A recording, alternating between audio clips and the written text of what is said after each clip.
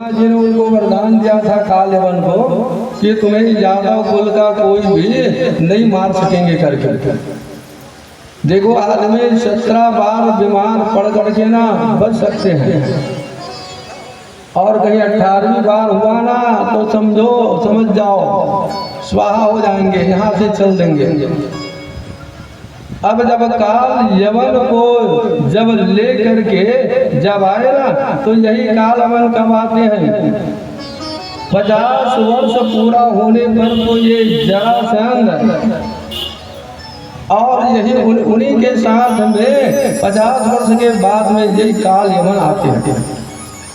अब सोचो कहाँ भागोगे? सभी को आना ही आना है। ये कथा में बहुत बड़ा रहस्य है ना, और इतना बड़ा ये रहस्य है, यही तो आनंद मग्न है, मय कथा है। कहाँ भागोगे? काल एक न एक दिन आएंगे, आज नहीं तो कल आएंगे, तो कहाँ छिपोगे? अरे वो तो सब दरवाजा को बंद करेंगे ना, आखिर में उस दिन कहोगे कि मुझे प्रभु 2-4 दिन का समय और दे दो, ताकि मैं गीता रामायण का पाठ कर सकूं, भागवत कथा चरित्र को मैं सुन सकूं, हैं? तो भगवान कहेंगे अरे मूर्ख, मैंने तुम्हें 100 साल का उम्र दिया था, और 100 साल में तुमने 1 साल भी भगवान नाम के लिए नहीं निकाले। 2-4 दिन का और समय अगर दे भी दूंगा ना, तो फिर उसी में ये सम्मिलित हो जाओगे। अर्थात भाई यही द्वारिका में यही काल यवन को भगवान ने ये मुचमुंद नाम के राजा की कथा सुने हो ना, बहुत वो पहले यहाँ के राजा माँ देवता लोगों में ना युद्ध करने के लिए जाते थे। बेचारा थक गए थे, भगवान से कहा कि प्रभु मैं बहुत ज़्यादा थक गया हूँ, मैं आराम चाहता हूँ। तो बोले ठीक है भाई, अगर किसी अर्ध निद्रा में अगर किसी को जगा देगा ना, तो वो देखते ही ये भस्म हो जाएगा। तो भगवान ने रणछोड़ भगवान ने यही काल यवन के डर से ये भगे, और भागते भागते ना अपने पितामही को जहाँ पर सोया हुआ था गुफा के अंदर, कौन? मुचमुंद राजा, वहीं पर उड़ा दिया, और भगवान लोग अपने ये आगे ये भाग गए। तभी तो द्वारका नगरी का निर्माण किया था ना। और जब भाग गए ना, तो यही काल यवन जो काल यवन थे ना, जो काल यवन थे, भगवान यहाँ पर मेरा घर में पितामही ओढ़ करके सो गए हैं करके ऐसे जगाया ना, जोर से जगाया, हस्कारा, तो उठा, और उठते ही यही मुचमुंद के दृष्टि के द्वारा वो काल यवन ये भस्म हो गया। बोलो वृंदावन बिहारी लाल की जय। और फिर मुचमुंद राजा भी भगवान का स्तुति प्रार्थना करके भी ना, स्तुति प्रार्थना करके वो भी भगवान के लोक में ये चला गया। यदि कहने का मतलब ये है भाई, जरासंध तुम्हारा पीछा अगर कर रहा है ना, तो ये संकल्प ले लो। अरे एक आध तो कम से कम ना, अरे संकल्प लेना चाहिए, तभी यही काल यवन ये नाश हो सकता है। जहाँ कथा श्रवण का लाभ मिले ना, भक्ति रस की धारा बहती रहे, वही जाओ, वही सत्संग करो, क्योंकि ये 21,000 ये जप करने से इसलिए कहा गया है। रोज 21,000 जप करने के लिए कहा है भागवत में। दिन रात मिला करके ना 21,600 बार ये सांस लेते हैं मनुष्य।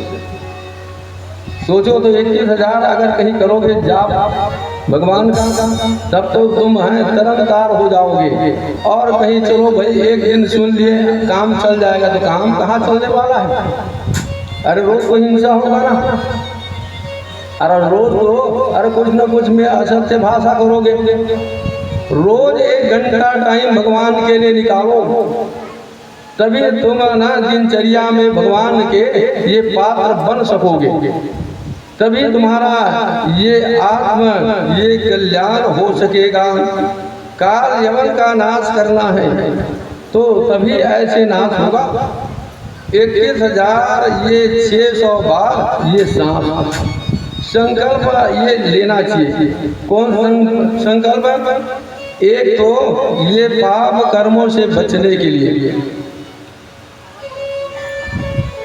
और दूसरा सदकर्मों में लगे रहने का। अरे एक संकल्प तुम भी ले लो। एक ना एक मान हो जाए कथा श्रवण करने के लिए एक दुकानदार था, साहूकार था। कथाकार महाराज ने उनसे कहा कि तुम कथा तो सुनते हो, लेकिन कुछ ना कुछ कथा सुन करके संकल्प भी तो लेना चाहिए ना। अरे त्याग भी तो लेना चाहिए, संकल्प त्यागना चाहिए। तो सत्य बोलने का संकल्प ले लो। तब उन्होंने क्या कहा, महाराज जी मैं अगर सत्य बोलने का कहीं संकल्प ले लूँगा ना तो मेरा तो ये कारोबार ये नष्ट हो जाएगा, क्योंकि मेरे ये दुकान है और दुकान में तो मैं सत्य तो बोल ही नहीं सकता। तब ठीक है भाई यार, अरे कुछ भी तो करो, क्या करना है करके। तो उन्होंने कहा महाराज मेरे से कुछ नहीं हो सकेगा, लेकिन जो मेरा जो पड़ोसी है ना, पड़ोसी के मैं रोज मुंह का दर्शन करके अपने दुकान को खोलूंगा। देखो ऐसे तैसे बहुत दिन हो गया।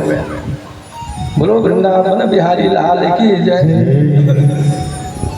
और ना वो साहूकार ऐसे जैसे कर करके उनके अपने पड़ोसी का ये मुख का दर्शन कर लेते थे, तभी अपने दुकान को ये खोलते थे। एक दिन अचानक उनका पड़ोसी ना खेत चला गया था खंती कोड़ने के लिए, और खंती कोड़ने के लिए जब खेत चला गया था ना, वो जब देखा तो उनके घर का दरवाजा बंद था। उन्होंने किसी से पूछा होगा, उन्होंने जा करके देखा तो वो खंती कोड़ रहा था। वो दिन भगवान के कृपा से वो उनके पड़ोसी को खंती कोड़ते हुए जमीन से ना एक घड़ा मिल गया, सोना का घड़ा, पैसा से भरा भरा। बस मैं देख लिया क्या करके, वो साहूकार आया, मैं देख लिया करके जब जाने के लिए तैयार हुआ ना, तब वो वही कुम्हार कहने लगा, उनके पड़ोसी कहने लगा कि ये तो जा करके ये अब गांव में बता देगा, तो गांव में बताएगा तो पंचायत में जमा हो जाएगा, इसलिए साहूकार जी कि आधा को आपको मैं दे दूंगा। देखिए घर में आकर के जब पैसा धन मिला ना, तब वो साहूकार सेठ जी ने सोचा अगर मैंने एक संकल्प अगर कहीं ये लिया, इनका दर्शन करने के लिए ऐसा मैंने संकल्प लिया, अगर कहीं परमात्मा की संकल्प लिया रहता ना तो आज मेरा तो कई गुना ये धन की प्राप्ति हो जाता। इस तरह से ये कहने का मतलब ये है, एकांत जीवन में ना संकल्प करो, भगवान के लिए ये संकल्प लो, एक पाप कर्मों से बचने का और दूसरे सत्कर्म में ना ये रहने का। अगर ऐसा अगर करोगे तो निश्चित ही परमात्मा के ये प्रिय बन जाओगे, और जहाँ परमात्मा के कहीं प्रिय बन गए ना, तब तो फिर तुम्हारा जीवन का ये कल्याण हो जाएगा। बोलो वृंदावन बिहारी लाल की जय। चलो थोड़ा भगवान नाम के ये भजन करें।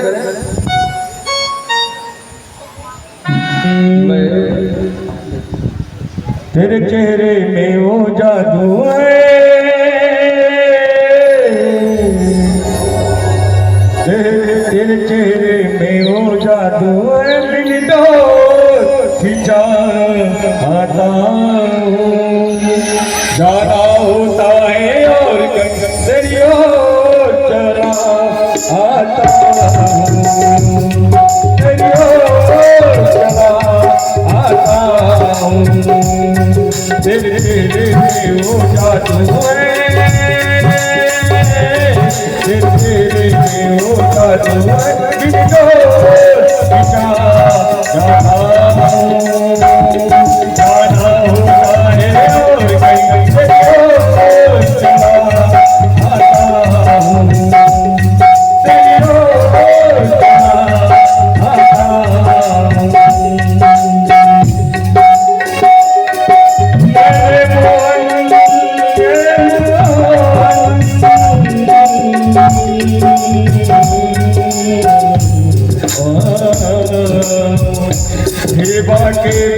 बिहारी गिरधारी है तन दुखी मन है यारे है मन की दिल बिगड़ी या तेरी याद आए है गिरधारी तू छोड़ दे मगर मैं तुझे अपना रहूं हर प्रेम भरे असरों को श्यामा मैं तुझे रोज खिलाता रहूं तेरी आंखें आंखों में लाखों में बातें मेरी मन को करे खराबी तेरी आंखें आंखों में लाखों में बातें मेरी मन को करे खराबी पाना ही तुझको एक पाने